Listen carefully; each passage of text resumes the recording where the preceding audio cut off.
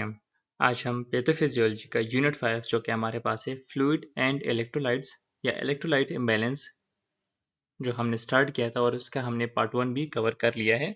आज हम पार्ट 2 पे डिस्कशन करने जा रहे हैं। ठीक है, सबसे पहले हम जानेंगे डिफरेंट आईवी फ्लूइड्स और उनके इन्फ्लुएंस के बारे में कि बॉडी पे उनका क्या या सेल के ऊपर क्या इन्फ्लुएंस पड़ता है उनका। ठीक है, सबसे पहले हमारे पास क्या है, हाइपरटोनिक।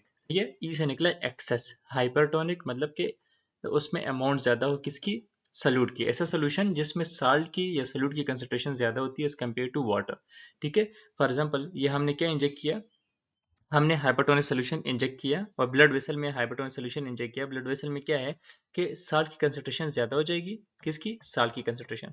साल्ट की कंसंट्रेशन ज़्यादा हो जाएगी और वाटर की कंसंट्रेशन कम, क्योंकि हमने हाइपरटोनिक सोल्यूशन दिया है ना, तो साल्ट की कंसंट्रेशन ज़्यादा हो जाएगी, वाटर की कम। तो इस वजह से फिर क्या होगा, जब साल्ट की ज़्यादा होगी पानी की कमी हो जाएगी और सेल में क्या ज़्यादा है, सेल में पानी ज़्यादा है। सेल में क्या चीज़ ज़्यादा है, सेल में पानी ज़्यादा है और सही है as compare to hypertonic solution. Hypertonic solution में साल्ट ज्यादा होती है, पानी की कमी होती है, और सेल में पानी ज्यादा होता है, सॉल्यूट की कमी होती है as compare to hypertonic solution. तो सेल से फिर पानी निकलेगा ना, क्योंकि यहाँ पे ज्यादा है। तो जब सेल से पानी निकलेगा, ब्लड वेसल में जाएगा, तो सेल क्या कर लेगा, श्रिंक हो जाएगा। सेल का साइज रिड्यूस हो जाएगा, वो श्रिंक कर जाएगा। ठीक है, क्या हो जाएगा, वो श्रिंक हो जाएगा। ठीक है, ये आप देख सकते हैं सेल श्रिंक कर गया है। तो ऐसा सोल्यूशन जो साल्ट की कंसंट्रेशन जिसमें ज्यादा हो, वाटर की कम हो, तो वेसल्स में क्या हो जाएगा, वेसल मोर कंसंट्रेटेड हो जाएगा, वेसल में पानी की कमी होगी और वेसल में साल्ट ज्यादा हो जाएगा। तो इस वजह से सेल में चूंकि पानी ज्यादा है तो सेल से निकलेगा और वेसल्स में जाएगा। तो इसके एज रिजल्ट सेल क्या कर लेगा, सेल श्रिंक हो जाएगा, क्योंकि उससे पानी निकल रहा है, फ्लूइड निकल रहा है। अब इसके हमारे पास कौन सा एग्जाम्पल है, 5% सलीन, 3% सलीन, 5% डिक्सट्रोज सोल्यूशन, 5% डिक्सट्रोज सोल्यूशन, 0.4, 5% सलीन। ये सारे हमारे पास एग्जांपल है हाइपरटोनिक। इसमें एक दो याद रखें बस, काफी है आपके लिए। अब ये कौन से केसेस में हम यूज करते हैं, किस लिए यूज करते हैं हाइपरटोनिक सोल्यूशन ना। हाइपरटोनिक सोल्यूशन हम सेरेब्रल एडिमा के केसेस में यूज करते हैं, ताकि एडिमा को हम खत्म करें। एडिमा में क्या है कि फ्लूइड एकम्युलेशन बहुत ज्यादा हो गया, हम चाहते हैं कि वहां से वो फ्लूइड निकले। ठीक है, तो सेरेब्रल एडिमा में यूज करते हैं। हाइपोनेट्रीमिया, अगर साल्ट की कंसंट्रेशन कम हो तो हाइपरटोनिक सोल्यूशन में तो साल्ट की कंसंट्रेशन बहुत ज्यादा होती है ना, तो इसलिए हम हाइपोनेट्रीमिया के केसेस में देते हैं, या मेटाबॉलिक एल्कोलोसिस के केसेस में देते हैं। फ्लूइड मेंटेनेंस रखना हो तो उस केस में, और हाइपोवोलीमिया के केस में देते हैं। ठीक है, अगर ब्लड का वॉल्यूम बहुत ज्यादा कम हो गया हो, वेसल्स में वॉल्यूम कम हो गया हो, तो उस केस में हम हाइपरटोनिक सोल्यूशन देते हैं। लेकिन इस केस में आपने बस ये ध्यान रखना होगा कि ऐसा ना हो कि आप फ्लूइड को बढ़ाना चाहते हो लेकिन वो बहुत ज्यादा बढ़ जाए, ओवरलोड हो जाए, तो आपने उसका ध्यान रखना है। ठीक है, नेक्स्ट हमारे पास है आइसोटोनिक। आइसोटोनिक का मुराद, आइसोटोनिक से मुराद ये है ना कि इक्वल होगा। वाटर वाटर और जो पार्टिकल यानी वाटर और सॉल्यूट का जो रेशियो है, वाटर एंड साल्ट का जो रेशियो है, वो क्या होगा, वो इक्वल होता है। ठीक है, सेल्स में जो वाटर एंड सॉल्यूट का कंसंट्रेशन होता है और बाहर जो ब्लड वेसल और वाटर सोल्यूशन होता है, वाटर का जो रेशियो होता है सॉल्यूट और वाटर का वेसल्स में, और सॉल्यूट एंड वाटर का सेल्स के अंदर, तो वो दोनों क्या होते हैं, वो दोनों इक्वल होते हैं। क्या होते हैं, दोनों इक्वल होते हैं। तो न इससे मूवमेंट होती है और न वहां से मूवमेंट होती है, तो सेल के साइज पे कोई इफेक्ट नहीं पड़ता। दोनों की ऑस्मोलेलिटी सेम होती है एज बॉडी फ्लूइड। एग्जांपल हमारे पास क्या है, 0.9% सोडियम क्लोराइड जो है हमारे पास आइसोटोनिक है। ये इंपॉर्टेंट एमसीक्यू है, बार बार आता है। अब अगर 0.9 से कम होगा तो वो हाइपोटोनिक सोल्यूशन होगा, अगर 0.9 से ज्यादा होगा तो वो हाइपरटोनिक होगा फिर। ठीक है, अब ये लिंक लोकेटेड रिंगर, ये भी इंपॉर्टेंट एमसीक्यू है, बार बार आता है, इसको भी याद रखें। ये कब, कौन से केसेस में हम आइसोटोनिक सोल्यूशन देते हैं, जब ब्लड लॉस होता है ना, हेमोरेज होता है, ब्लड की लॉस होती है बर्न्स की वजह से सर्जरी में, तो उस केस में हम आइसोटोनिक सोल्यूशन देते हैं पेशेंट को।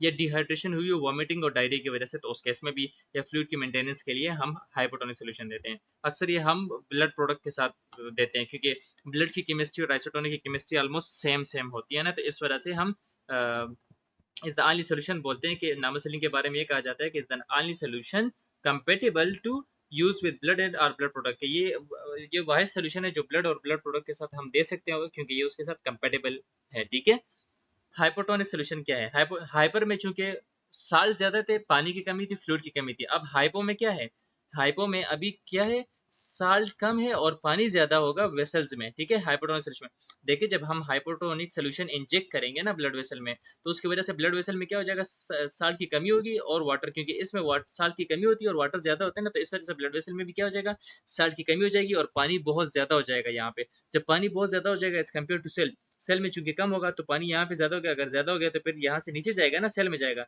जब सेल में जाएगा तो यहाँ का साइज देखे और इसका साइज देखे, किसका साइज बढ़ा है, चूंकि सेल के अंदर अभी पानी आ गया है ना, तो अभी देखें साइज इंक्रीज हो गया है, ठीक है, साइज इंक्रीज हो गया। तो हाइपोटोनिक सोल्यूशन में क्या होता है कि ये वो सोल्यूशन होता है जिसमें साल्ट की कंसंट्रेशन कम और वाटर की कंसंट्रेशन ज्यादा होती है सोल्यूशन में, और जो वेसल होते हैं ना वो लेस कंसंट्रेटेड हो जाते हैं, क्योंकि उसमें तो साल्ट कम है ना, तो इसलिए वो डाइल्यूट ज्यादा हुए और कंसंट्रेटेड कम है फिर, ठीक है, एज कम्पेयर टू सेल।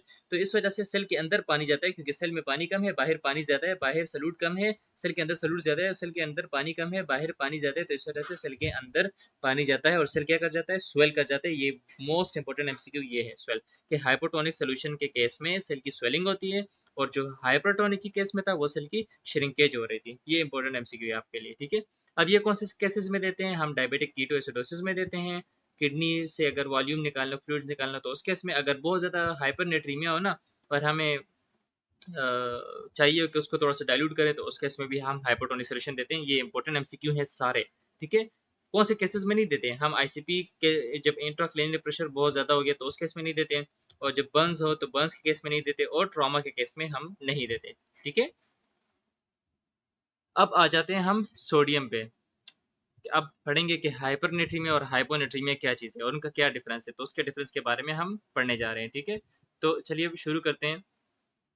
ये थोड़ा सा मैं ऊपर कर लूँ ताकि आपको कोई डिफिकल्टी ना हो। अच्छा, तो सोडियम का हम पढ़ रहे थे, सही है, सोडियम इम्बैलेंस। तो सोडियम इम्बैलेंस की, सोडियम क्या है चीज़ है, बेसिकली उसका फंक्शन थोड़ा सा पढ़ लेते हैं कि sodium is a major electrolyte, एक मेजर इलेक्ट्रोलाइट है जो कि ईसीएफ में ज्यादातर पाया जाता है, एक्स्ट्रा सेलुलर फ्लूइड, यानी सेल के बाहर जो फ्लूइड है उसमें ज्यादा पाया जाता है, सेल के अंदर इतना नहीं पाया जाता, सेल के बाहर ज्यादा पाया जाता है, सही है।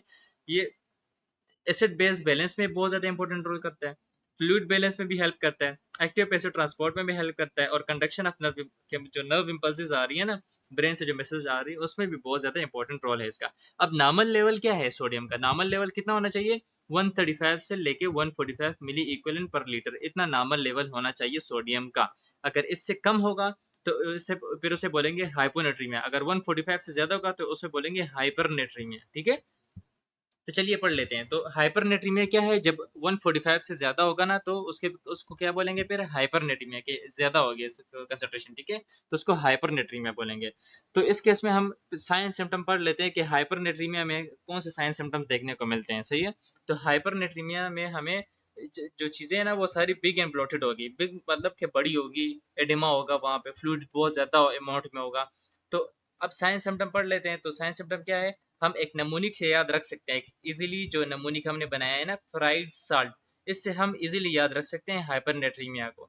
फ्राइड साल्ट को पढ़ लेते हैं कि इसमें क्या होगा, एफ से फ्लश्ड स्किन, के स्किन जो होगा पेशेंट का, हाइपरनेट्रीमिया अगर उसे होगा तो वो फ्लश होगा, ठीक है, फ्लश्ड स्किन होगा उसका। और आर से रेस्टलेस, एंशियस, कंफ्यूज, इरिटेबल, कि वो एंशियस होगा, कंफ्यूज होगा, इरिटेबिलिटी फील करेगा, सही है, उसे आराम नहीं महसूस होगा, ठीक है।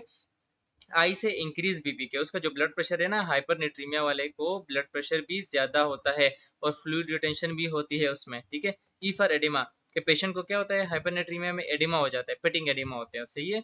और D for decrease urine output, के यूरिन आउटपुट नहीं निकल रहा क्योंकि फ्लूइड वो रिटेंट हो रहा है अंदर ना, बॉडी के अंदर फ्लूइड की रिटेंशन हो रही है, तो यूरिन आउटपुट हालांकि बॉडी में फ्लूइड की मिकदार ज्यादा है लेकिन यूरिन आउटपुट नहीं होता है फिर भी, ठीक है, क्योंकि फ्लूइड की रिटेंशन होती है साल्ट की वजह से, साल्ट नहीं छोड़ता पानी को, पानी से वो बहुत ज्यादा प्यार रखता है इस वजह से। तो फ्लश्ड, तो फ्राइड से ये हो गया। अब साल्ट से क्या हम रहा है, salt as for skin flushed and dry, कि वही के फ्लश्ड स्किन होगी उसकी और ड्राई होगी, ठीक है, ठीक है। ए फॉर एजिटेशन, उसको एजिटेशन फील होगी। L for low grade fever, उसको लो ग्रेड फीवर होगा। टी फॉर थर्स्ट, उसको प्यास महसूस हो रही होगी, सही है, बहुत ज्यादा ड्राई म्यूकस मेम्ब्रेन होगी, प्यास महसूस हो रही होगी। अब अगर हम हाइपोनेट्रीमिया की बात करें तो जब 135 से लेवल कम होगा तो वो हाइपोनेट्रीमिया कहलाएगा। अब हाइपोनेट्रीमिया में हमारे पास दो केसेस हो सकते हैं, एक हाइपोवोलेमिक हाइपोनेट्रीमिया है और एक हाइपरवोलेमिक हाइपोनेट्रीमिया। हाइपोवोलेमिक हाइपोनेट्रीमिया से मुराद ये है कि यहाँ पे तो 135 से साल्ट भी कम है और पानी की भी कमी है, बॉडी में पानी और साल्ट दोनों की कमी है, तो हम हाइपोवोलेमिक हाइपोनेट्रीमिया बोलेंगे। लेकिन अगर पानी का मिकदार ज्यादा हो लेकिन साल्ट कम हो तो उसे फिर हाइपर वोलेमिक हाइपोनेट्रीमिया बोलेंगे, कि चलो पानी का जो मिकदार है वो ज़्यादा है, लेकिन फिर भी जो साल्ट की कंसंट्रेशन है वो कम है, तो वो कौन सा केस कहलाएगा? Hypervolaemic hyponatraemia. चलिए साइन सिम्टम पढ़ लेते हैं कि हाइपोनेट्रीमिया में हमें कौन से साइन सिम्टम देखने को मिलते हैं। तो इंपॉर्टेंट नमूनिक याद रखें, इससे आपको इजीली याद होंगे। साल्ट लॉस, सही है। साल्ट लॉस से क्या मुराद है? स्टूपर, स्टूपर कॉमा के पेशेंट को कॉमा फील होगा, उसको एंजाइटी फील होगी, ठीक है। और एनोरेक्सिया उसको फील होगा, नोजिया वॉमिटिंग उसको का मसला होगा, उसका लेथार्जी, एल्फार लेथार्जी यानी उसको पूरी बॉडी में वीकनेस, और फेटीग, टीफा, टेकिकार्डिया कि उसको टेकिकार्डिया होगा, उसका जो पल्स रेट है ना वो हाई हुआ होगा, सही है, वो नॉर्मल से ज्यादा हुआ होगा, ठीक है। और लिम्फ मसल की वीकनेस होगी। ओ फॉर ऑर्थोस्टैटिक हाइपोटेंशन के वो जब पोजीशन चेंज करेगा ना, फॉर एग्जांपल वो लेटा हुआ है या बैठा हुआ है और वो अभी खड़ा होने की कोशिश कर रहा है, तो उसका सर घूमेगा और ऑर्थोस्टैटिक हाइपोटेंशन, उसका बीपी ड्रॉप होगा, ठीक है। सीजर उसको हो सकती है, हेडेक हो सकती है उसको, और स्टमक क्रैम्पिंग हो सकती है उसको, सही है कि स्टमक क्रैम्पिंग हो सकती है, और जो मूवमेंट है वो बहुत ज्यादा होगी स्टमक या बाउल की, ठीक है। तो उसको डायरिया भी हो सकता है। तो हाइपोनेट्रीमिया के साइन सिम्टम आपने साल्ट लास्ट से याद रखने हैं, और हाइपर के फ्राइड साल्ट से, ठीक है। अब हम पढ़ लेते हैं रिस्क फैक्टर कि ये जो हाइपरनेट्रीमिया है जिसमें साल्ट की कंसंट्रेशन या सोडियम की कंसंट्रेशन बहुत ज्यादा हो गई है, तो आखिर ये किस वजह से ज्यादा हुई है? तो इस वजह से किया तो वो साल्ट इंटेक बहुत ज्यादा कर रहा हो खाने में, फ्लूइड्स वगैरह में, या वो जो खाने में बहुत ज्यादा नमक इस्तेमाल कर रहा हो, तो उस वजह से भी हाइपरनेट्रीमिया उसको हो सकता है। या वो ओरल सोडियम इंजेक्शन ले रहा हो, मुंह के जरिए बहुत ज्यादा साल्ट की लेता हो, सही अमाउंट लेता हो, एक्सेसिव एडमिनिस्ट्रेशन और ऐसे आईवी फ्लूइड्स ले रहा हो, यानी हाइपोटोनिक आईवी फ्लूइड्स जिसमें साल की कंसंट्रेशन ज्यादा होती है। या फिर ये हो कि वो साल की कंसंट्रेशन ज्यादा नहीं ले रहा, लेकिन उसकी जो पानी का मिकदार है वो इतना कम हो गया कि उसका सिर्फ बॉडी में नमक ही रह गई है, बस क्या नमक ही ज्यादा रह गई है और पानी बहुत ज्यादा कम हो गई, तो उस वजह से भी। अब पानी क्यों बहुत ज्यादा कम हुई है? पानी कुछ वजूहत की वजह, जैसे कि फीवर की वजह से हो सकती है, या उसको डायरिया हो, तो डायरिया में भी पानी उसका लॉस हो रहा होता है, ठीक है। डायबिटीज जैसे पहले बहुत ज्यादा पेशाब आ रहा हो बार बार उसको, तो वो भी उसकी वजह से भी फ्लूइड की लॉस होती है। एक्सेसिव डायफोरेसिस, उसको स्वेटिंग बहुत ज्यादा हुई हो ना, तो उसकी वजह से भी पानी का अखराज होता है, और इन्फेक्शन में भी हो सकता है। तो इस वजह से फिर जब फ्लूइड का लॉस बहुत ज्यादा होगा, तो साल्ट का कंसंट्रेशन ऑटोमेटिकली बढ़ जाएगा, साल्ट ऑटोमेटिकली 145 से ज्यादा सर्च करेगा, ठीक है। डिक्रीज सोडियम एक्सक्रीशन, अगर सोडियम को बाहर हम बॉडी से नहीं निकाल पा रहे, किडनी उसको नहीं निकाल पा रही, तो फिर भी वो बॉडी में ज्यादा होगा, तो इस तरह से हाइपरनेट्रीमिया हो जाता है, ठीक है। इसके अलावा इंक्रीज, जब हम हाइपोनेट्रीमिया की बात करते हैं कि साल की कंसंट्रेशन 135 से जब कम होगी, तो हाइपोनेट्रीमिया होगा। लेकिन ये साल की कंसंट्रेशन इतनी ज्यादा कम क्यों हो जाती है? तो चलिए इसका पढ़ लेते हैं। साल की कंसंट्रेशन इस वजह से कम हो जाती है, फॉर एग्जाम्पल बहुत ज्यादा फीवर हो रहा है उसका, तो उसकी वजह से डायफोरेसिस मतलब स्वेटिंग बहुत ज्यादा हो रही है उसकी।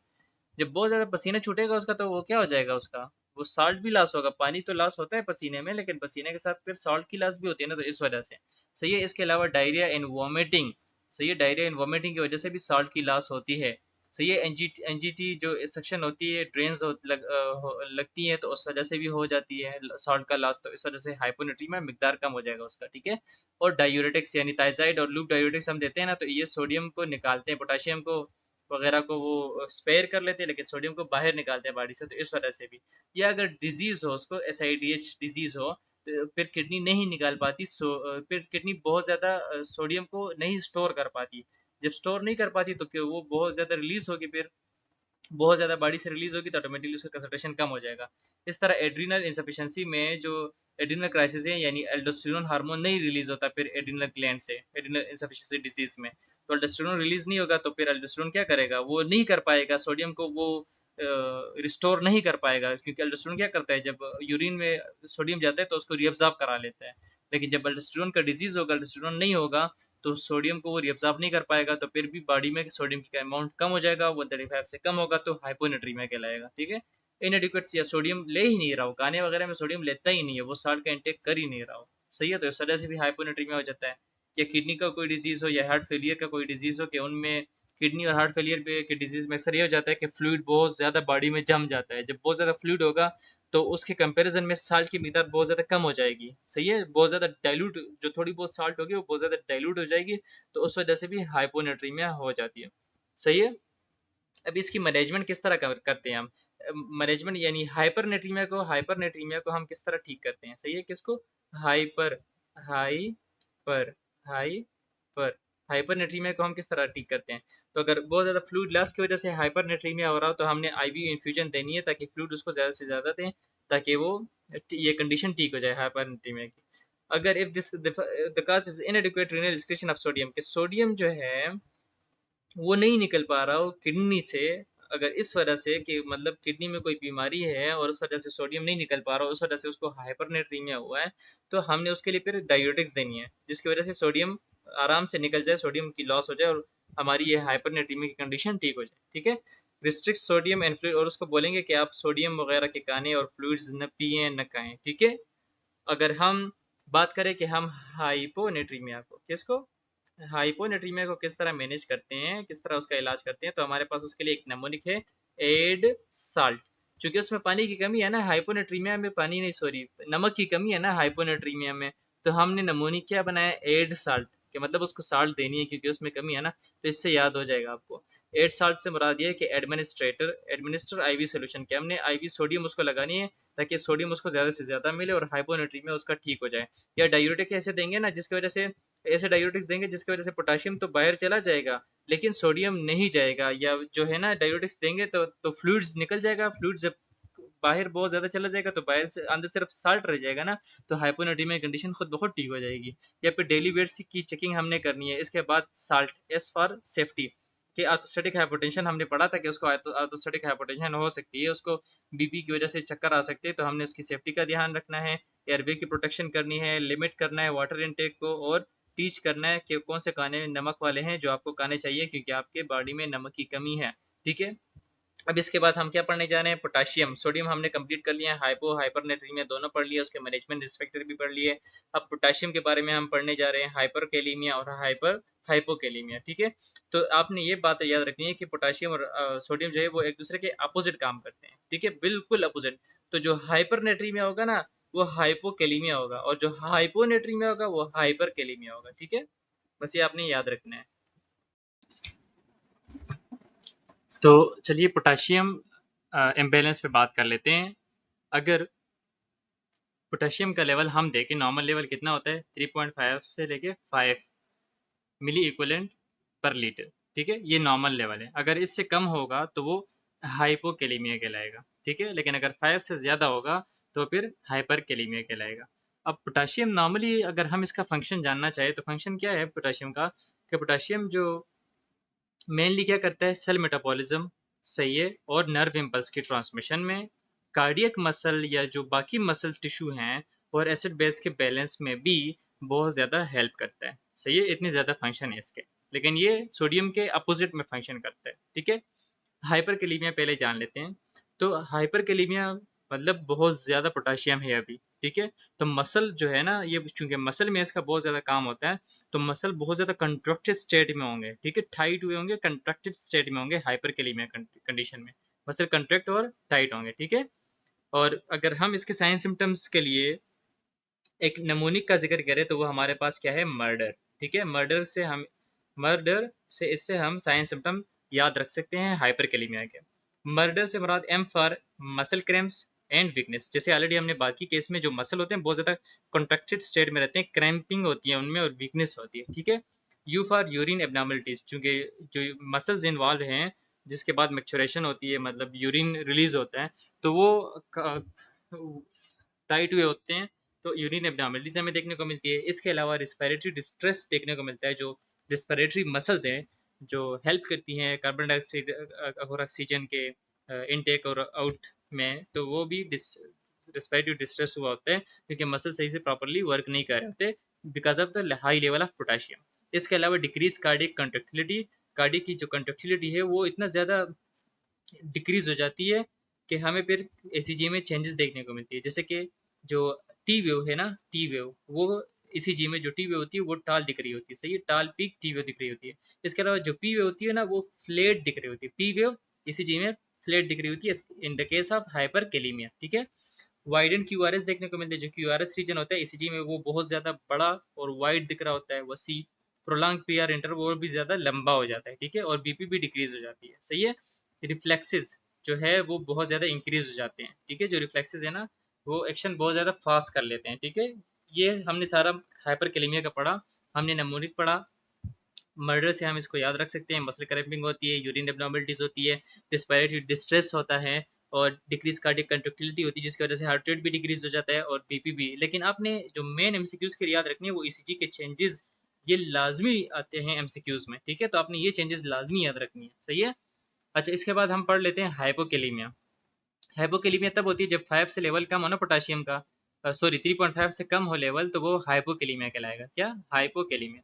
अब हाइपोकेलीमिया के मतलब वो बिल्कुल जब पोटाशियम कम होगा तो मसल जो है ना वो कंट्रैक्टेड स्टेट में नहीं होंगे, वो प्रॉपर्ली कंट्रैक्ट नहीं कर पाएंगे। अगर बहुत ज्यादा होगा तो बहुत ज्यादा फिर एबनॉर्मली कंट्रैक्ट करते हैं, लेकिन अगर बहुत कम होगा तो फिर कंट्रैक्ट कर ही नहीं पाएंगे, ठीक है, क्योंकि ये कंट्रैक्शन में बहुत हेल्प करता है। तो मसल वीकनेस होती है, जो आपको पल्स दिख रही होगी ना वो इरेगुलर होगी, ऐसी नहीं होगी कि कंटिन्यूस मुसलसल जो एक नॉर्मल पल्स आ रही होगी, बल्कि इरेगुलर होगी, कभी ज्यादा तेज कभी कम, इस तरह फील होगी। आर्थोस्टैटिक हाइपरटेंशन यानी बीपी डाउन हो सकता है पोजीशन चेंज की वजह से, और शेलो रिस्पायरेशन, रिस्पायरेशन प्रॉपर्ली हल्के सांस ले रहा होता है, प्रॉपर्ली रिस्पायर नहीं कर पा रहा होता। एनजाइटी होती है, लेथार्जी, कंफ्यूजन वगैरह। पेरेस्थीजिया मतलब उसको टिंगलिंग सेंसेशन होती है, सही है। हाइपर रिफ्लेक्सिया, रिफ्लेक्सेस उसके सही से काम नहीं करते, यहाँ पे रिफ्लेक्सेस देखे, रिफ्लेक्सेस सही से काम कर रहे थे, सही है, सारा सिस्टम मतलब रिफ्लेक्स बहुत ज़्यादा फास्ट है। यहाँ पे रिफ्लेक्सेस हाइपर रिफ्लेक्स मतलब कम काम करते हैं, सही से सेंसिटिव नहीं होते। हाइपो एक्टिव बाउल साउंड है, यहाँ पे हाइपर एक्टिव होते हैं। नाजिया, वॉमिटिंग, एब्डोमिनल डिस्टेंशन होती है। और इसी में क्या चेंजेस देखने को मिलते हैं हाइपोकेलीमिया में? तो जैसे कि हमने हाइपरकेलीमिया के लिए पढ़े थे, तो हाइपोकेलीमिया में एसटी डिप्रेशन देखने को मिलती है, और शेलो और इन्वर्टेड जो टी वे होता है ना वो उल्टा हुआ होता है, नॉर्मल नहीं होता, वो ऊपर की तरफ नहीं होता, वो उल्टा हुआ होता है, ठीक है। और प्रोमिनेंट यू वेव्स भी बहुत ज्यादा प्रोमिनेंट होता है इसका इन द केस ऑफ हाइपोकेलीमिया। तो अक्सर एमसीक्यू आ जाते हैं कि यू वेव किस में ज्यादा प्रोमिनेंट होती है, तो वो हाइपोकेलीमिया में है, सही है। अच्छा, फिर रिस्क फैक्टर की बात कर लेते हैं कि किन वजूहात की वजह से हमें हाइपर कैलीमिया होता है, सही है। अगर ये वजूहात की बात करें तो ये हाइपर कैलीमिया के लिए है, कि इन वजूहात की वजह से हमें जब हमारा पोटाशियम है ना वो ज़्यादा हो जाता है ब्लड में। तो वो कौन सी वजह? एक तो ये कि आप मेडिसिन ले रहे हो, कौन सी medication? Potassium sparing diuretics, ACE inhibitors, NSAIDs. इन तीनों की वजह से ये मेडिसिन आपने लाजमी याद रखने हैं। इन तीनों की वजह से बॉडी में जो पोटाशियम है, के प्लस आयन है, पोटाशियम का लेवल है वो इंक्रीज हो जाता है, ठीक है, इन तीनों की वजह से, सही है। अच्छा, और एक्सेसिव पोटाशियम इंटेक, या आप खाने में ज़्यादा खा रहे हो पोटाशियम बहुत ज़्यादा, तो भी ब्लड में ज़्यादा होगा, हाइपर कैलीमिया हो जाएगा। अगर खाने में बहुत ज़्यादा पोटाशियम ले रहे हो, या जो किडनी डिजीज़ की वजह से या डायलिसिस की वजह से प्रॉपरली एक्सक्रीट नहीं हो पा रहा हो, जो पोटाशियम एक्सक्रीट होता है किडनी के थ्रू, तो अगर किडनी डिजीज़ की वजह से नहीं एक्सक्रीट हो पा रहा हो तो फिर भी हाइपर कैलीमिया होगा, सही है। और एड्रिनल इनसफिशिएंसी होगी, कि मतलब एडिसन डिजीज़ की वजह से अल्डोस्टेरोन हार्मोन सही से प्रॉपरली जो है ना, अगर अल्डोस्टेरोन हार्मोन प्रॉपर्ली वर्क ना करे, सही है, तो फिर उसकी वजह से भी पोटाशियम रिलीज नहीं होगा। रिलीज नहीं होगा तो क्या होगा?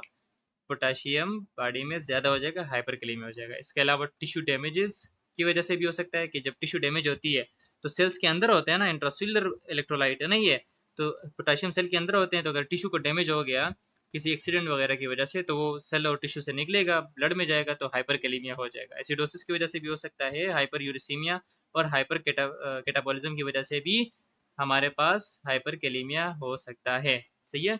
अगर हम हाइपोकेलीमिया के रिस्क फैक्टर का जिक्र करें कि ये किस वजह से होता है, तो ये हमारे पास है कि जो बॉडी में हम कहते हैं कि हाइपोकेलीमिया कैसे कहते हैं, जब 3.5 से भी कम हो जाए ना, तो जब किन वजूहत की वजह से? एक तो ये कि पोटाशियम लॉस बहुत ज़्यादा हो रहा हो, बहुत ज़्यादा बॉडी से, ठीक है, या जो पोटाशियम इंटेक नहीं कर रहा हो, खाने में सही से नहीं कर रहा हो सही से, तो उसकी वजह से भी बॉडी में कम हो जाएगा। या movement of potassium from extracellular to the intracellular, के एक्स्ट्रा फ्लूइड से इंट्रासेल्युलर में जा रहा हो, in the case of alkalosis और हाइपर इंसुलिनिज्म। ये दोनों केस आपने याद रखने हैं, ठीक है, ये दोनों केस रिस्पॉन्सिबल है किसके लिए? हाइपोकेलीमिया के लिए। ये अक्सर एमसीक्यू में आते हैं कि अल्कलोसिस या हाइपर इंसुलिनिज्म किसके लिए रिस्पॉन्सिबल है, हाइपर या हाइपो? तो हाइपोकेलीमिया, सही है। डाइल्यूशन ऑफ, ये चूंकि सेल के अंदर डालते हैं ना तो ब्लड में फिर कम हो जाता है, तो हाइपोकेलीमिया हो जाता है। डाइल्यूशन ऑफ सीरम पोटाशियम, कि अगर सीरम में जो ब्लड में पोटाशियम उसको बहुत ज़्यादा डाइल्यूट किया जाए, किस किस के जरिए? या तो बहुत ज़्यादा पानी के जरिए, या आईवी थेरेपी दे दें, सही है, जिसमें पोटाशियम हो ही ना, तो बहुत ज़्यादा डाइल्यूट हो जाएंगे, तो हाइपोकेलीमिया वाली कंडीशन होगी। अब इसका इलाज क्या है? अगर हम हाइपरकेलीमिया की बात करें, जिसमें हमारे पास पोटाशियम ज़्यादा होता है, इसका इलाज की बात करें तो हमारे पास क्या है? हमने हमने ईसीजी ईकेजी मॉनिटर करनी है, देखनी है, और कंटिन्यू डिसकंटिन्यू करना है। अगर हम पोटाशियम उसको दे रहे हो ना आईवी या पर ओरल उसको दे रहे हो, तो वो डिसकंटिन्यू क्यों? क्योंकि ऑलरेडी उसको हाइपरकेलेमिया ज़्यादा है, तो हमने फिर रोकना है ना, तो इसके लिए हम फिर कम कर देंगे, सही है, ये वाली चीज़ें नहीं देंगे। इनिशिएट अ पोटाशियम रिस्ट्रिक्टेड ऐसी डाइट देंगे जिसमें पोटाशियम बहुत ज़्यादा कम होगा या होगा ही नहीं, या पोटाशियम एक्सिड, ये ऐसे डायूरेटिक्स देंगे ना जिसमें पेशाब के साथ साथ पोटाशियम बहुत ज़्यादा निकल रहा हो, ठीक है। Prepare the client for dialysis, dialysis के लिए प्रिपेयर करेंगे ताकि उसके इसकी एक्सक्रीशन करवा ले पोटाशियम की।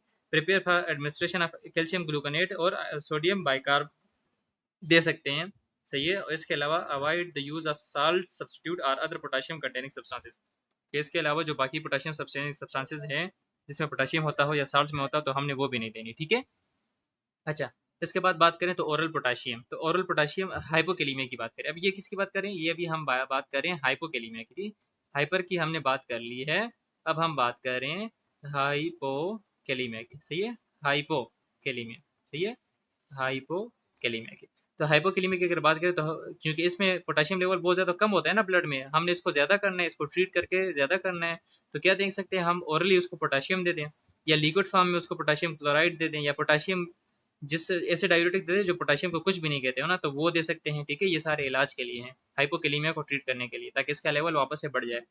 पोटेशियम इज नेवर, इसको हम एडमिनिस्टर नहीं करते, आईवी पुश वगैरह या आईएम या सबक्यू। ये इंपॉर्टेंट है बहुत ज़्यादा एमसीक्यू पॉइंट ऑफ व्यू के लिहाज से, कि हम पोटेशियम को कभी भी आईवी वगैरह आईएम या सबक्यूटेनियस में नहीं देते। IV potassium is always diluted, इसको डाइल्यूट करते हैं हम, डाइल्यूट करके इन्फ्यूजन वगैरह डिवाइस के थ्रू देते हैं, लेकिन इसको पहले डाइल्यूट किया जाता है, ठीक है। ये इंपॉर्टेंट है, याद रखें। अगर पोटेशियम में इम्बेलेंस आ जाए, या तो हाइपोकैलीमिया हो जाए या फिर हाइपरकैलीमिया हो जाए ना, या बहुत ज़्यादा हो जाए या बहुत ज़्यादा कम हो जाए, तो पोटेशियम इम्बेलेंस की वजह से कार्डियक डिसरिथमियास डायरेक्ट हो जाती हैं, ठीक है। Cardiac dysrhythmias properly arrhythmia properly heart beat काम नहीं करता है, सही है, और वो लाइफ थ्रेटनिंग होता है, तो आपने इसलिए ध्यान रखना है इसका, सही है। अच्छा, अब आते हैं कैल्शियम पे, बात करते हैं। कैल्शियम हमारे पास मेनली बॉडी सेल्स में मौजूद होता है, बोन्स में मौजूद होता है और टीथ में मौजूद होता है। ये किसके लिए, ये कार्डियोवास्कुलर, हार्ट के मसल्स और न्यूरोमस्कुलर के लिए, जो हमारे ब्रेन से सिग्नल्स वगैरह आते हैं, एंडोक्राइन सिस्टम के लिए, ब्लड क्लॉटिंग के लिए और टीथ की फॉर्मेशन के लिए भी बहुत ज़्यादा इंपॉर्टेंट होता है। नॉर्मल लेवल की अगर हम बात करें तो नॉर्मल लेवल कितना होता है, 9 से 11 मिलीग्राम पर डिसिलीटर, ये नॉर्मल लेवल है हमारे पास किसका, कैल्शियम का, ठीक है। तो अगर इससे ज्यादा होगा, 11 से ज्यादा होगा तो फिर क्या होगा, उसको हम बोलेंगे हाइपर कैल्सीमिया। अगर 11 से कम होगा मतलब 9 से कम होगा तो हाइपोकैल्सीमिया कहेंगे, ठीक है। अगर हम साइंस सिम्टम्स की बात करें तो इसके लिए फिर से हमने एक नमूनिक बनाया है, तो वो हमारे पास है बेक मी, ठीक है, बेक मी। तो बी फॉर बोन पेन के अगर कैल्शियम बहुत ज्यादा होगा ना तो आपको बोन में पेन महसूस हो रहा होगा। हार्ट में एरिथमियास देखने को मिलेगी, A for arrhythmias, and C for cardiac arrest, ठीक है। तो कार्डियक अरेस्ट इसको अगर बहुत ज्यादा हो ना तो इसकी वजह से कार्डियक अरेस्ट जा सकता है, ठीक है। और के फॉर किडनी स्टोन, ये किडनी स्टोन बहुत ज्यादा होगी, कैल्शियम स्टोन्स बनेंगी अगर कैल्शियम का अमाउंट बहुत ज्यादा होगा। एम फॉर मसल वीकनेस होती है इसमें, और जो रिफ्लेक्सेस है वो प्रॉपरली काम नहीं करती, ठीक है। और एक्सेसिव यूरिनेशन होगी फिर।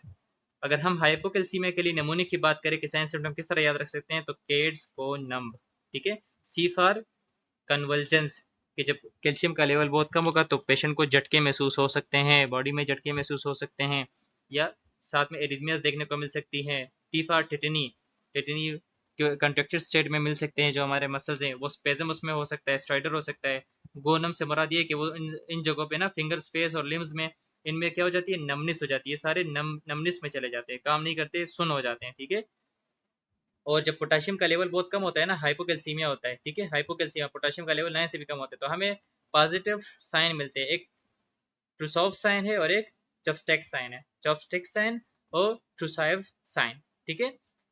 ये साइन कौन सा साइन है, इसमें यह कि जब आप बीपी कफ लगाओगे ना पेशेंट के लिए, बीपी कफ लगाओगे तो उसके कार्पल में स्पेजम आ जाएगा, वो कंट्रैक्ट हो जाएगा, जो उसका ये यहाँ पे कार्पल होता है ना वो कंट्रैक्ट हो जाएगा, ठीक है। तो ये पॉजिटिव ट्रूआस टेस्ट होगा, ये हम हाइपोकैल्सीमिया के चेक करने के लिए करते हैं। इसके अलावा एक और टेस्ट करते हैं जिसको हम चॉपस्टिक साइन बोलते हैं।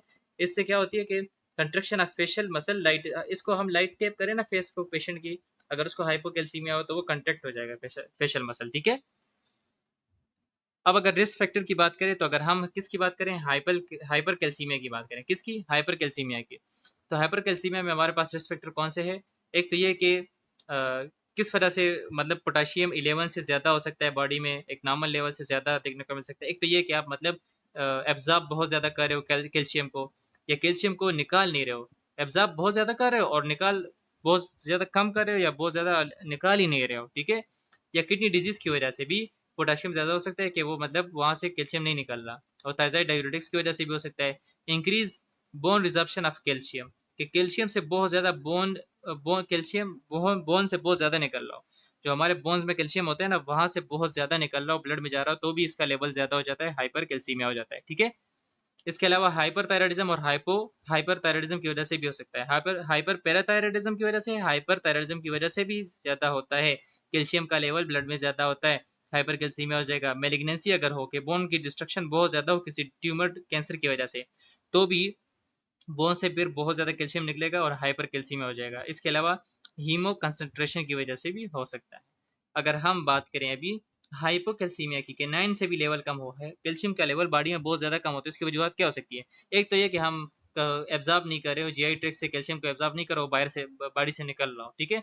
या दूसरा, किडनी डिजीज की वजह से हम उसको एब्जॉर्ब नहीं कर रहे हो, ठीक है। या डायरिया की वजह से बहुत ज्यादा निकल रहा हो, ठीक है, लॉस हो रहा हो, वाउंड ड्रेनेज की वजह से लॉस बहुत ज्यादा हो रहा हो, या ऐसे condition decrease the ionize fraction of calcium, तो ऐसी कंडीशन की वजह से हमारे पास हाइपोकैल्सीमिया देखने को मिल सकता है, ठीक है। अब ट्रीटमेंट क्या करेंगे अगर हमारे पास लेवल ज्यादा होगा? हाइपर कैल्सीमिया की ट्रीटमेंट क्या होगी? हाइपर कैल्सीमिया की ट्रीटमेंट हमारे पास ये होगी कि आप आईवी या पर ओरल कैल्शियम दो उसको, सॉरी, डिसकंटिन्यू करो। अगर उसको कैल्शियम जा रहा हो ना तो उसको डिसकंटिन्यू करो। हमने न माउथ के जरूरत है न आईवी के जरूर उसको कैल्शियम देना है, क्योंकि ऑलरेडी उसको हाइपर कैल्सीमिया है, उसको ऑलरेडी ज्यादा है, क्यों देंगे फिर? हमने इसको डिसकंटिन्यू करना है, ठीक है। इसके अलावा डिसकंटिन्यू थायराइड डायरेटिक्स, ठीक है, उनको भी डिसकंटिन्यू करना है, क्योंकि इसकी वजह से भी ज्यादा होता है। एडमिनिस्टर फास्फोरस कैल्सिटोनिन, फास्फोरस और कैल्शियम एक दूसरे के उलट काम कर रहे होते हैं ना, तो इस तरह से हमने फास्फोरस देनी है, ठीक है। कैल्सिटोनिन और बिसफास्फोनेट, प्रोस्टाग्लैंडिन, एनसेड वगैरह दे सकते हैं। इसकी वजह से हमारे पास कैल्शियम का लेवल कम हो जाएगा और ये जो हाइपर कैल्सीमिया की कंडीशन है ये ठीक हो जाएगी, ठीक है। तो हमने ये चीज़ें देनी है। Administer food high in calcium, avoid food in high, जो ऐसी फूड को अवॉइड करना है जिनमें कैल्शियम ज्यादा हो, ठीक है। अच्छा, अब अगर कैल्शियम बॉडी में ऑलरेडी कम हो और हाइपोकैल्सीमिया की कंडीशन हो, ये वाली हाइपोकैल्सीमिया की कंडीशन हो, तो फिर हमने क्या देना है? हमने उसको कैल्शियम देना है, माउथ के थ्रू भी देना है, आईवी में भी देना है, ठीक है। और एडमिनिस्टर एल्यूमिनियम हाइड्रोक्साइड और विटामिन डी भी हमने देने, ये भी कैल्शियम के लेवल बढ़ाने में बहुत ज्यादा हेल्प करते हैं हमें, ठीक है। और सीजर, इसकी वजह से हमने पढ़ा था ना कि उसको सीजर्स हो सकते हैं, तो अगर सीजर प्रिकॉशन हमने करनी है, ठीक है। और 10% कैल्शियम, सही है, acute calcium deficit, consume food high, ऐसे खुराक देने हैं जिसमें कैल्शियम का अमाउंट बहुत ज्यादा हो, ठीक है। अब मैग्नीशियम की बात करते हैं। बात करें मैग्नीशियम की, तो मैग्नीशियम हमारे पास जो है ना मेनली बॉडी में फाउंड होता है बोन्स में, ठीक है, बोन्स में पाया जाता है। ये ब्लड प्रेशर को, ब्लड शुगर को और muscle contraction and nerve function को, ये इनको रेगुलेट करता है, ब्लड प्रेशर को, शुगर को और नर्व फंक्शन और उनकी कंट्रैक्शन को रेगुलेट करता है, ठीक है। 1.5 से लेके 2.5 इसका नॉर्मल लेवल है। अगर 1.5 से कम होगा तो फिर हाइपोकेलीमिया होगा, और अगर 2.5 से ज्यादा होगा तो फिर हाइपर मैग्नीसिया होगा, और अगर 1.5 से कम होगा तो हाइपोमैग्नीसीमिया होगा, ठीक है। अच्छा, अगर हम बात करें इसके साइन सिम्टम्स की, तो हर चीज लो दिखने को मिलती है, हर चीज लो होगी, ठीक है। साइन सिम्टम्स की बात करें ना, भले ही ब्लड प्रेशर हो, शुगर हो, कुछ भी चीज हो, हर चीज लो होगी। इसका in the case of hypermagnesemia, जब 2.5 से इसका लेवल ज्यादा होगा तो बॉडी की हर जो है चीज वो स्लो डाउन हो जाएगी, सही है। क्यों?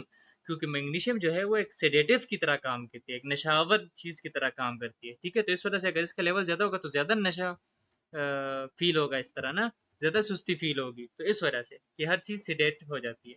तो अगर मैग्नीशियम का लेवल ज्यादा हो तो इसकी वजह से हर चीज लो होगी, मतलब एनर्जी भी डाउन होगी, हार्ट रेट भी डाउन होगा, बीपी भी डाउन होगा, रिस्पायरेटरी रेट भी डाउन होगा, रिस्पायरेशन बहुत ज्यादा स्लो हो जाएंगी, बावल के जो साउंड है वो भी बहुत ज्यादा स्लो हो जाएंगे, और रिफ्लेक्सेस भी बहुत ज्यादा डिक्रीज हो जाएगी, ठीक है। अब अगर हम हाइपोमैग्नीसिया की बात करें कि मैग्नीशियम का लेवल कम होगा तो फिर हार्ट रेट ज्यादा होगा, क्योंकि हर चीज फिर हाई होगी, ठीक है, क्योंकि अभी सेडेशन नहीं होगी ना, नशे वाली चीज ही नहीं होगी, तो फिर हर चीज प्रॉपर्ली काम कर रही होगी, तो हार्ट रेट ज्यादा हो जाएगा, बीपी ज्यादा हो जाएगा, और डी रिफ्लेक्सेस भी हाइपर रिफ्लेक्सेस होंगे, मतलब वो भी ज्यादा हो जाएगा, ठीक है।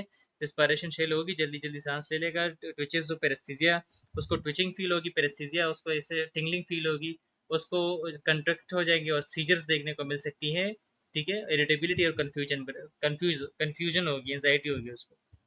ये जो साइन सिम्टम्स है ना, हाइपोकैल्सीमिया, ये दोनों एक दूसरे के साथ साथ काम कर रहे होते हैं ना, कैल्शियम और मैग्नीशियम जो है वो साथ साथ काम कर रहे होते हैं ना, तो इस वजह से ये वाले साइन सिम्टम हमें वहां भी देखने को मिल रहे थे, कहाँ पे? हाइपोकैल्सीमिया में, ठीक है।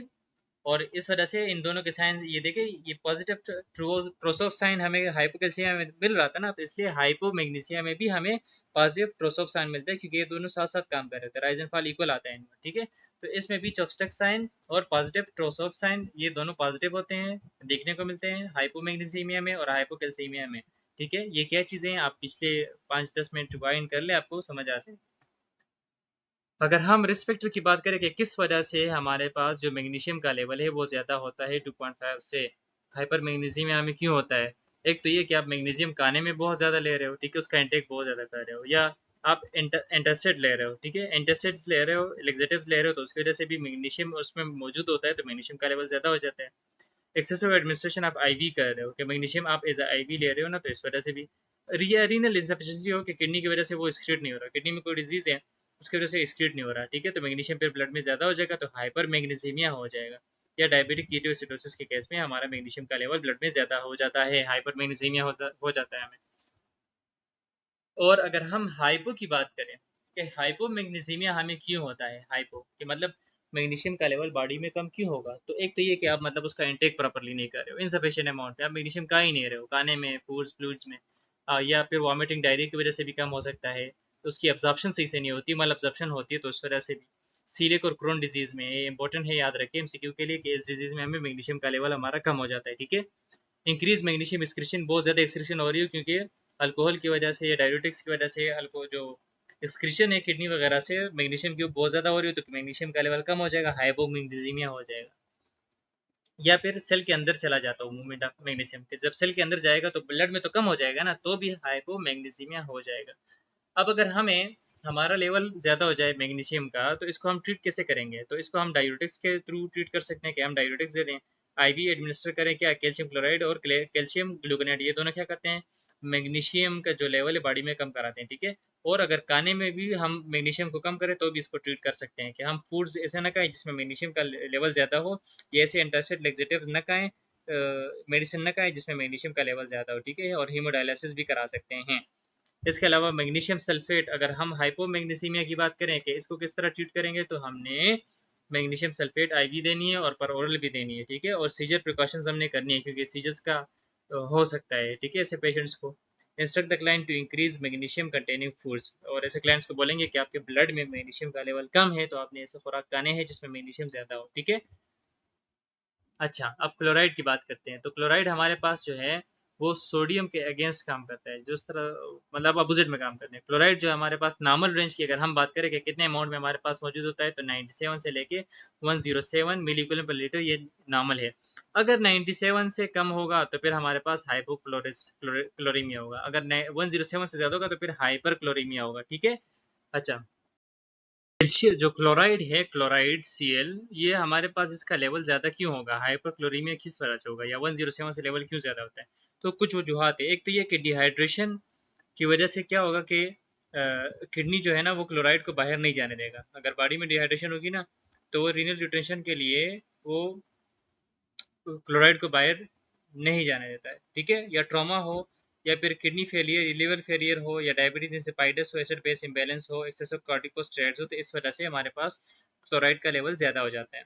अगर हम साइन सिम्टम की बात करें, जब ये लेवल ज़्यादा होगा तो हमें कौन से साइन सिम्टम देखने को मिलेगी पेशेंट में, तो पेशेंट को डिजनी हो सकता है, सांस में मसला होगा, पेन होगी उसको, फेटीग होगा, मसल में वीकनेस आ जाएगी, सही है, टेकिकार्डिया उसको होगा, हार्ट रेट ज़्यादा हो जाएगा। साइन सिम्टम में भी विद हाइपरनेट्रीमिया के मतलब हाइपरनेट्रीमिया की वजह से भी हो सकते हैं साइन सिम्टम, ठीक है। अच्छा, अगर हम हाइपोक्लोरीमिया की बात करें तो लेवल क्यों कम होता है, तो हमारे पास क्या है कि अगर वॉमिटिंग बहुत ज़्यादा कर रहा हो, सही है, या एनजी सक्शनिंग उसकी हुई हो, तो वॉमिटिंग वगैरह में भी इलेक्ट्रोलाइट्स की लॉस होती है ना, तो क्लोराइड की लॉस हो जाएगी, तो हमें अब हमारे पास लेवल कम हो जाएगा, हाइपोक्लोरीमिया हो जाएगा, ठीक है। इसके अलावा डाइटरी चेंजेस की वजह से भी, कि मतलब डाइट में नहीं ले रहे हो, या रीनल किडनी की वजह से बहुत ज़्यादा एक्सक्रीट हो पा रहा हो, ठीक है, एसिड बेस इम्बेलेंस की वजह से, सही है, रिस्पायरेटरी या मेटाबॉलिक एसिडोसिस में हमारे पास क्लोराइड का लेवल बहुत ज़्यादा कम हो जाता है, ठीक है। मेडिकेशन, डायूरेटिक्स, कार्टिकोस्टेरॉइड्स वगैरह की वजह से, या हाँ खासकर बाइकार्बोनेट्स की वजह से, क्योंकि ये अपोजिट डायरेक्शन में मूव करते हैं ना, तो इस वजह से हमारे पास क्या हो जाता है, हाइपोक्लोरीमिया हो जाते हैं, ठीक है। अच्छा, साइन सिम्टम्स कौन से देखने को मिलेंगे अगर लेवल कम होगा क्लोरीन का, तो डिपेंडिंग ऑन द काज पे डिपेंड करता है ना, तो patient can be asymptomatic, patient asymptomatic मतलब उसको कोई साइन सिम्टम नहीं आ रही होगी, ऐसा भी हो सकता है, लेकिन अगर लेवल कम होगा तो हमें टेटनी लाइक सिम्टम देखने को मिल सकते हैं, सही है, और मसल वीकनेस देखने को मिल सकती है, ठीक है, और इसके अलावा स्वेटिंग यानी डायफोरेसिस और फीवर भी, सही है। अच्छा, अगर हम फास्फेट की बात करें अभी, तो फास्फेट का नॉर्मल रेंज अगर हम बात करें तो नॉर्मल रेंज उसकी कितनी है, 2.5 से लेके 4.5 है। तो अगर 2.5 से कम होगा तो फिर हाइपोफास्फेटीमिया होगा, यानी लेवल कम है। अगर 4.5 से ज़्यादा होगा तो फिर हाइपर फास्फेटीमिया होगा, कि मतलब लेवल ज़्यादा है, सही है। अच्छा, इसके काज क्या है कि मतलब लेवल क्यों ज़्यादा होता है, फास्फेट का लेवल कैसे ज़्यादा होता है। एक तो ये कि अगर एक्यूट किडनी फेलियर हो ना, या क्रोनिक किडनी फेलियर हो, तो उसमें भी फास्फेट का लेवल ज़्यादा हो जाता है। हाइपोपैराथायराइडिज्म के केस में भी चूंकि कैल्शियम कम होता है तो फास्फेट ज़्यादा हो जाता है। ये दोनों अपोजिट डायरेक्शन में काम करते हैं, कौन से, फास्फेट और कैल्शियम अपोजिट डायरेक्शन में काम करते हैं। तो अगर हाइपोपैराथायराइडिज्म में कैल्शियम कम हो रहा है तो फास्फेट ज़्यादा हो जाता है, तो इस वजह से हाइपर फास्फेटीमिया हम बोलते हैं, ठीक है। अच्छा, विटामिन डी इंटरटॉक्सिन की वजह से भी, इंटरटॉक्सिकेशन की वजह से भी हमारे पास हाइपरफास्फेटीमिया होता है एग्रोमेगाली कंडीशन में, सही है, या रेब्डोमायोलोसिस, हीमोलाइसिस, या डायबिटिक कीटोसिडोसिस कंडीशन में हमारे पास फास्फेट का लेवल ज़्यादा हो जाता है, ठीक है। अच्छा, अगर सिम्टम्स की बात करें तो जिस तरह हाइपोकैल्सीमिया के सिम्टम है ना, चूंकि ये कैल्शियम के अगेंस्ट या कैल्शियम के अपोजिट काम करता है फास्फेट, तो इन दोनों के सिम्टम्स अपोजिट होंगे। तो जो हाइपोकैल्सीमिया के सिम्टम है वो हाइपर फास्फेटीमिया के सिम्टम हो जाएंगे, सही है। तो नेफ्रो कैल्सिनोसिस हो सकती है, कि मतलब और दूसरा ये कि कार्डियक एरिथमियास हो सकते हैं, मसल क्रैम्पिंग हो सकती है, नमनेस और टिंगलिंग हो सकती है, टेटनी हो सकती है उसको, और पॉजिटिव चॉपस्टिक साइन, हाँ, क्योंकि पॉजिटिव चॉपस्टिक साइन हमें हाइपोकैल्सीमिया में देखने को मिलता है, तो हाइपर फास्फेटीमिया और ये दोनों सेम सेम कंडीशन है ऑलमोस्ट, तो इस वजह से हमें चॉपस्टिक साइन और ट्रोब्जॉफ साइन देखने को मिलता है। अगर हम हाइपोफास्फेटीमिया की बात करें कि लेवल जब कम होता है तो उसकी वजूहत क्या है, एक तो ये कि अब्जॉर्प्शन नहीं हो रही हो इंटेस्टाइन में फास्फेट की, या विटामिन डी की डिफिशिएंसी की वजह से, या यूरिन लॉसेस बहुत ज़्यादा हो रही है हाइपरपेथाइरोडिज्म कंडीशन की वजह से, सही है। तो इस वजह से हमारे पास क्या होता है कि हाइपोफास्फेटीमिया हो जाता है, इसका लेवल कम हो जाता है। सिम्टम्स क्या है कि मसल वीकनेस, नमनेस, पेरेस्थीसिया, कंफ्यूजन यहाँ भी देखने को मिलेगी। इसके अलावा रिस्पिरेटरी इनसफिशिएंट होगा, मतलब कि रिस्पिरेटरी वीकनेस की वजह से रिस्पिरेटरी वो काम सही से प्रॉपरली काम नहीं कर रहा होगा, ठीक है। तो यहाँ तक हमारा लेक्चर था फ्लूइड एंड इलेक्ट्रोलाइट्स पे, ये हमने यूनिट 5 को पार्ट 2 में भी इंक्लूड कर लिया है। अगर आपको फिर भी लगता है कि मैं थोड़ा सा और भी आपको डिटेल्स में एक्सप्लेन करूँ तो हम एक और लेक्चर भी इस पे रिकॉर्ड कर सकते हैं यूनिट नंबर 5 पे, ठीक है। इसके बाद हमारे पास एक लास्ट लेक्चर रह गया है, दैट इज यूनिट 6, सही है, जिसमें हम इम्यून रिस्पांस के बारे में डिटेल में पढ़ेंगे। तो अगर आपको ये लेक्चर अच्छा लगा हो तो आप काइंडली सब्सक्राइब करो, किसी चीज़ में मुश्किल हो तो क्वेश्चन कर सकते हैं आप, और दोस्तों के साथ भी लाजमी शेयर करें। थैंक यू, अल्लाह हाफिज़।